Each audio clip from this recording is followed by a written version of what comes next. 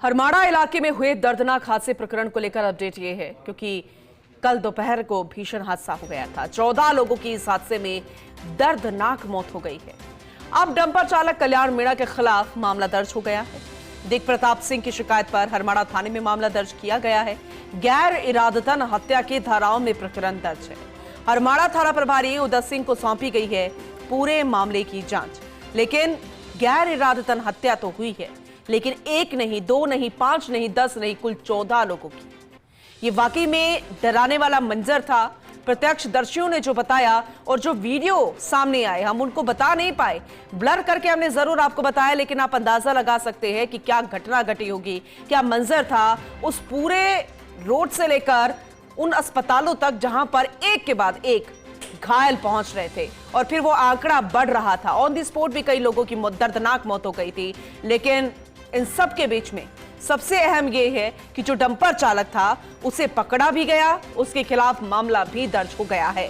Senior special reporter Satyanarayan Sharma इस मामले पर हमारे साथ लगातार बने हुए हैं। हर एक अपडेट हम उनसे ले रहे हैं। एक बार फिर से सहयोगी से जुड़ेंगे और ज्यादा जानकारी के लिए। सत्यनारायण, क्योंकि गैर इरादतन हत्या की धाराओं में प्रकरण दर्ज है, लेकिन 1, 2, 5 हत्या नहीं, यहां 14 लोगों की मौत हुई है। तो ऐसे में आगे का प्रोसेस क्या रहेगा, जरा अपडेट कीजिएगा।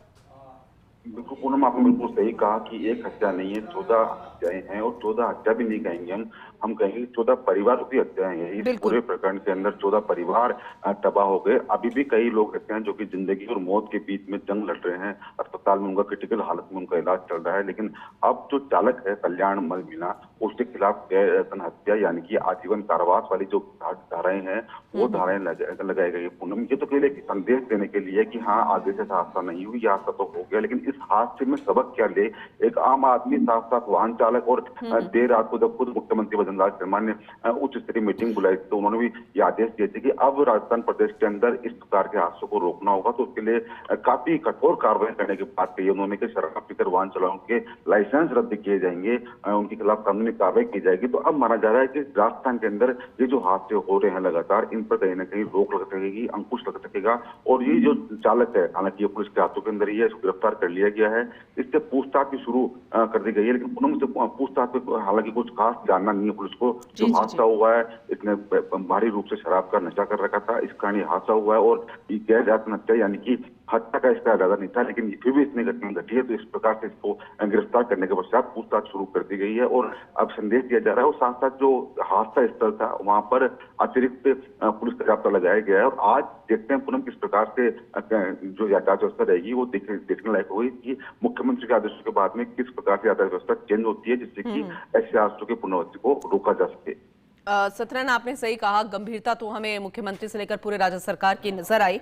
उम्मीद करेंगे कि भविष्य में ऐसा ना हो। लेकिन सत्यनारायण, इसे ये भी जानकारी मिल रही थी क्योंकि अब जब दुर्घटना घट जाती है तो बहुत सारे पहलू निकल कर आते हैं कि जो आरोपी वाहन चालक है, डंपर चालक है, वो पहले किसी से उसकी कोई कहा सुनी हुई थी, कोई शिकायत से जुड़ा मामला था, वहां पर भी उसने टक्कर मारी थी, फिर उसके बाद उसे तेज गति से दौड़ाता हुआ डंपर लेके गया था। इसमें कितनी सच्चाई है?